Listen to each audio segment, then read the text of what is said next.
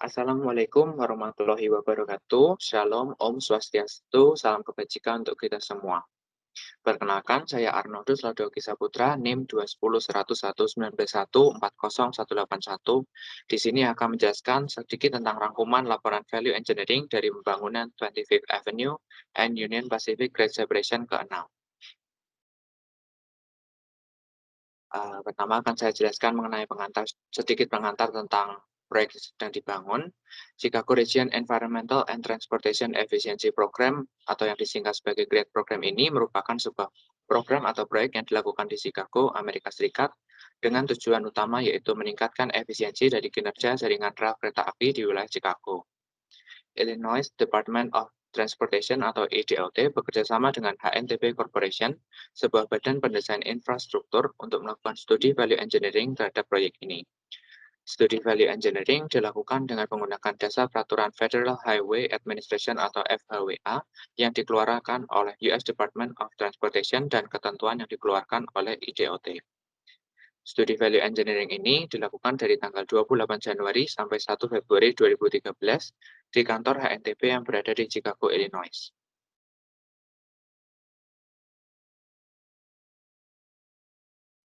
Studi value engineering ini berhasil dilakukan pada tahap awal pengembangan proyek pada sekitar 30% perencanaan.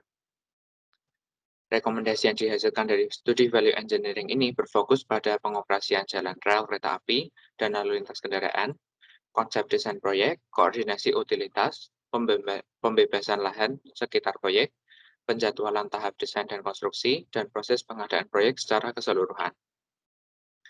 Tim studi value engineering dari HNTP berhasil mencetuskan rekomendasi untuk diimplementasikan dengan potensi penghematan biaya kurang lebih sebesar 1.713.000 US dollar apabila dievaluasi dari performa dan biaya, dan kemungkinan pengurangan durasi masa konstruksi.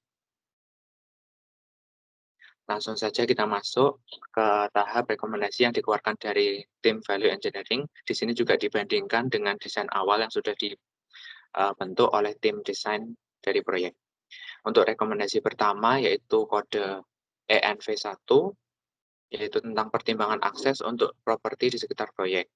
Pada desain awal, untuk memenuhi kebutuhan akses combine metal, dan maka direncanakan pembangunan jalan buntu atau cul-de-sac yang direncanakan akan dibangun di sebelah barat daya dari segmen jalan 25th Avenue. Desain awal ini juga mengharuskan pihak combine metal untuk memodifikasi gedungnya. Dari desain awal ini, tim value engineering merekomendasikan akses untuk pihak combine metal akan dilewatkan properti Cozy O'Brien, dan rekomendasi ini tidak memerlukan modifikasi gedung dari pihak combine metal dan kebutuhan jalan buntu atau cul-de-sac tadi di segmen jalan 25th Avenue. Rekomendasi ini diterima dengan kesempatan adanya penghematan biaya. Lanjut ke rekomendasi selanjutnya yaitu dengan kode ROW1 tentang pengembangan jadwal pembebasan lahan. Untuk desain awal, belum ada pembicaraan formal dengan pihak yang terdampak proyek RIET yang bersifat mengatur proses pembebasan lahan. Lalu dari kondisi desain awal ini, tim value engineering merekomendasikan adanya kerjasama dengan pihak IDOT untuk memperketat dan mempercepat proses pembebasan lahan, karena proses pembebasan lahan ini tidak dapat dilakukan dalam waktu yang singkat. Rekomendasi ini dipertimbangkan untuk kedepannya dengan pertimbangan untuk mengurangi delay dan kesempatan penghematan biaya. Lanjut ke rekomendasi selanjutnya dengan kode ROW2 tentang penggunaan tenaga ahli pembebasan lahan. Untuk desain awal, belum ada agenda berupa jadwal formal mengenai pembebasan lahan dan penggunaan tenaga ahli. Lalu dari kondisi ini, tim value engineering merekomendasikan bahwa pembebasan lahan dilakukan oleh tenaga ahli yang sudah pernah atau memiliki pengalaman dalam pembebasan lahan sesuai dengan prosedur IDOT. Direkomendasikan juga untuk mencari pihak-pihak quick take sehingga dapat mempersingkat durasi pembebasan lahan. Rekomendasi ini diterima untuk menghindari delay dan penghematan biaya. Rekomendasi selanjutnya dengan kode SCHED1 atau Schedule 1 yaitu tentang pengembangan jadwal. Pada desain awal, jadwal yang dikumpulkan ke tim value engineering adalah jadwal yang sudah disusun berdasarkan ketentuan UPRR dengan ditentukannya milestone-milestone dalam satuan persen. Menurut tim value engineering, jadwal ini dianggap kurang realistis, sehingga tim value engineering merekomendasikan jadwal yang lebih realistik. Jadi jadwal yang lebih realistis ini diharapkan dapat membentuk komitmen dan membangun ekspektasi yang realistis dalam menjalankan proyek Create ini. Rekomendasi ini diterima dengan menghindari delay dan menghemat biaya. Rekomendasi selanjutnya adalah Schedule 2 tentang jadwal spesifik dan penentuan critical path. Pada desain awal, jadwal yang dikirimkan ke tim value engineering dianggap kurang realistis karena masih banyak agenda seperti pembebasan lahan, review berkas, serta relokasi utilitas yang memakan waktu cukup lama dan belum dialokasikan dalam jadwal. Dari desain ini, tim value engineering merekomendasikan jadwal yang lebih spesifik dan realistis. Lalu juga tim value engineering berhasil mengidentifikasikan critical path yang dapat membantu alokasi sumber daya yang lebih atau paling efisien. Rekomendasi ini diterima untuk menghindari delay dan penghematan biaya. Rekomendasi selanjutnya itu Schedule 3, melakukan plan review sebelum pengiriman ke IDOT. Pada desain awal, prosedur standar dilakukan untuk rencana harus disetujui oleh IDOT, adanya komentar, pertanyaan, dan revisi akan dikembalikan ke tim desain untuk ditanggapi. Dari kondisi desain awal ini, tim value engineering merekomendasikan adanya review di dalam tim desain lebih tepatnya untuk membahas sebelum melakukan pengumpulan desain ke IDOT, sehingga proses revisi tidak harus dilakukan berkali-kali. Rekomendasi ini sayangnya ditolak karena dianggap dari pihak tim desain dan juga pihak proyek itu menganggap bahwa sudah terlambat untuk diaplikasikan dan tidak akan memberikan dampak yang begitu signifikan. Untuk rekomendasi selanjutnya adalah dengan kode STM1, yaitu tentang peninjauan kebutuhan drainase. Pada desain awal, menurut laporan studi lokasi drainase atau LDS menyarankan bahwa pembangunan detention storage karena aliran dari hilir saluran tidak memiliki kapasitas yang memadai. Pembangunan detention storage digunakan untuk memitigasi permasalahan saluran atau pipa. Dari sini, tim value engineering merekomendasikan bahwa tim desain melakukan pengajian ulang akan kebutuhan drainase karena dari LDS tidak ditemukan penjelasan permasalahan saluran atau pipa, melainkan permasalahan yang harus diselesaikan adalah akibat backpitch sewer. Rekomendasi ini akan dipertimbangkan ke depannya karena dapat menghindari biaya-biaya yang tidak diperlukan.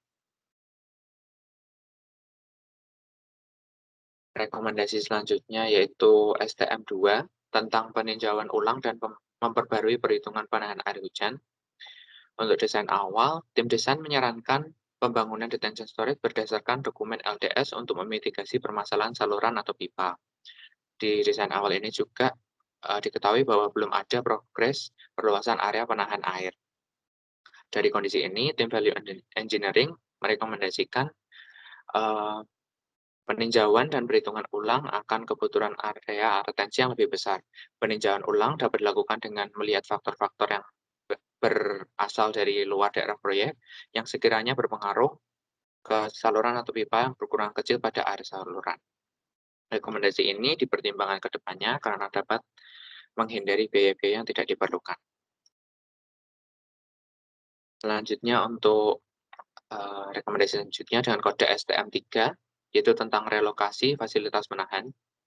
Untuk desain awal berdasarkan dokumen LDS, tim desain merancang sebuah daerah penahan air hujan yang tertutup dengan gorong-gorong berukuran 12 feet kali 3 feet.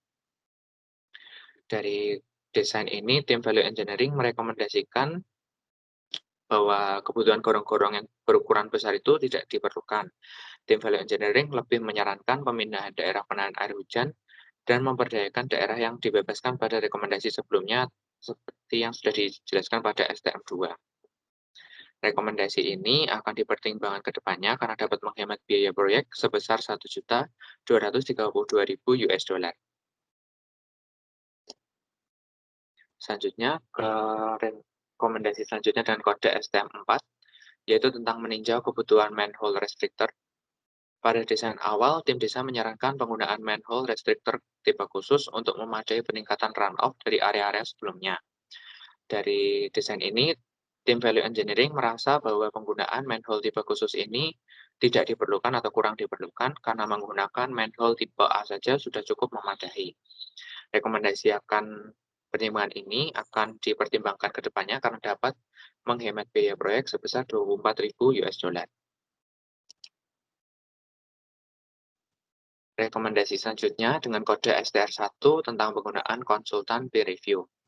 Pada desain awal, pihak IDOT harus melakukan review terhadap rencana final dari tim desain. Pengumpulan ke IDOT harus dilakukan 6-9 bulan sebelum akhirnya desain dibawa ke pelelangan. Pada desain awal ini juga, pihak proyek harus menyerahkan semua berkas tentang proyek ke IDOT dan harus direview secara berkeseluruhan.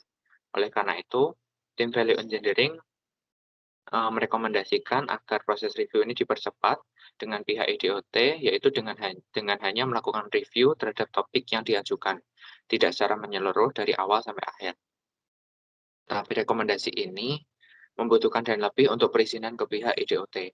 Rekomendasi ini akan dipertimbangkan karena walau mempersingkat durasi, akan diperlukan biaya lebih untuk perizinan ke pihak IDOT. Untuk rekomendasi selanjutnya dengan kode STR2, evaluasi ulang kedalaman balok bentang utama. Untuk desain awal, dek beton jembatan ditopang oleh gabungan balok plat baja yang dipasang sedalam 48 inci. Menurut tim value engineering, berdasarkan dengan kalkulasinya juga, tim value engineering menyarankan pemasangan cukup sedalam 40 inci saja. Rekomendasi ini dapat mengurangi biaya dengan kurangnya pekerjaan tanah dan melakukan penghematan sebesar 186.000 US dollar. Rekomendasi ini sayangnya ditolak karena setelah evaluasi ulang oleh tim desain, jumlah saving yang ditentukan oleh tim value engineering ini ternyata tidak sebesar 186.000 itu, tapi jauh lebih kecil dan dianggap kurang berdampak signifikan sehingga desain awal dipertahankan. Berikut adalah perbandingan antara desain awal dan rekomendasi tim value engineering. Yang merah itu rekomendasi dari tim value engineering dengan kedalaman hanya 40 inci, yang garis hitam adalah desain awal dengan kedalaman 48 inci.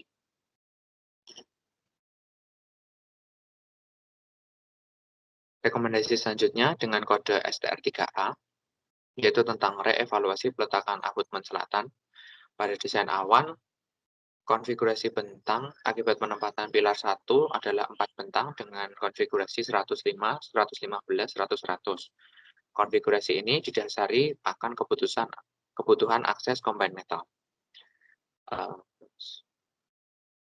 Rekomendasi tim value engineering tentang desain ini, karena kebutuhan akses combine metal sudah direvisi pada rekomendasi sebelumnya, abutmen selatan serta pilar 1 dapat dipindah menghasilkan konfigurasi 4 bentang 100, 110, 100, 100.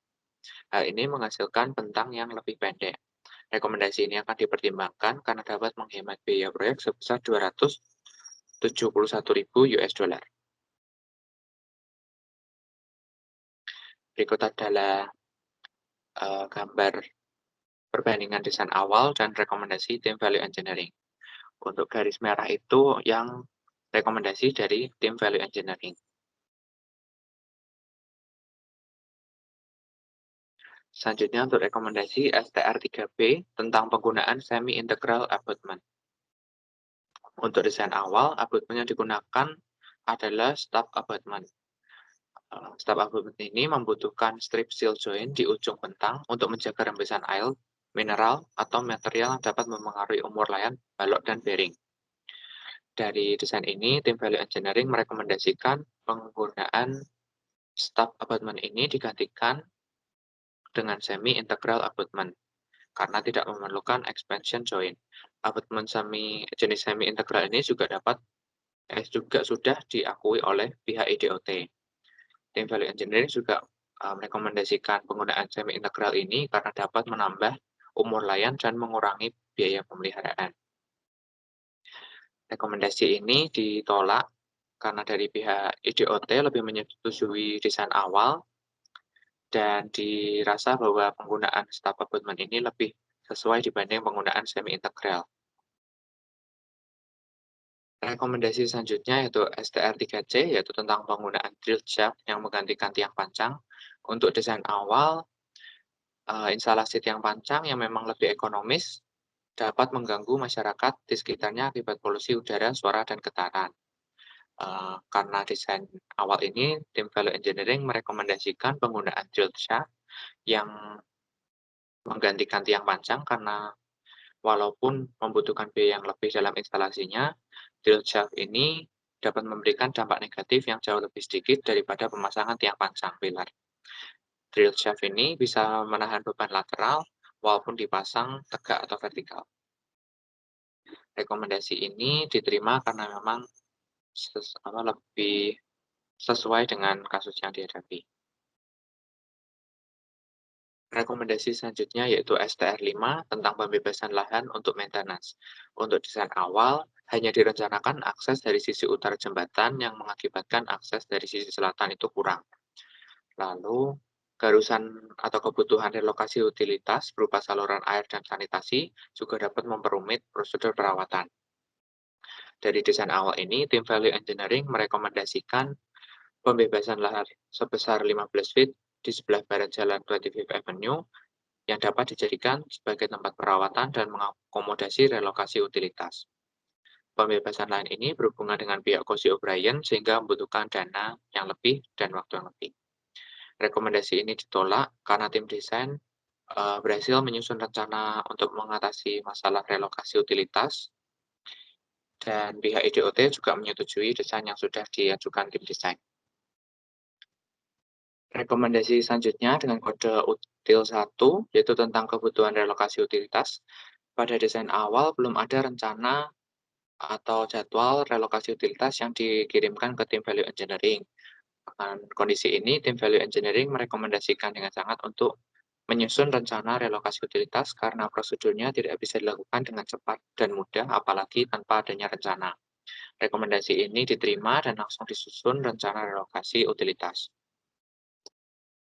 Berikut ada rekomendasi-rekomendasi yang dikeluarkan dari tim Value Engineering yang bukan berasal dari permasalahan yang dihadapi dalam proyek, seperti Schedule 4 tentang mengulas penyajian kontrak konstruksi dan proses pelelangan, lalu ada STR3D yang membahas tentang pemberian akses air hujan atau saluran sanitasi sepanjang center line jembatan dengan memperpanjang jembatan, lalu Traffic 1 meninjau ulang penggunaan jalan utama dan public access, Traffic 2 tentang review desain jalan putar balik di segmen North Avenue, dan ADA1 tentang penyesuaian desain trotoar dengan standar BLR ADA. Baik, mungkin segitu saja yang bisa saya sampaikan mengenai rangkuman laporan Value Engineering pada kasus 25th Avenue ini. Semoga apa yang sudah saya sampaikan bisa berguna bagi kita semua. Maaf apabila ada kesalahan dalam penyampaian. Terima kasih.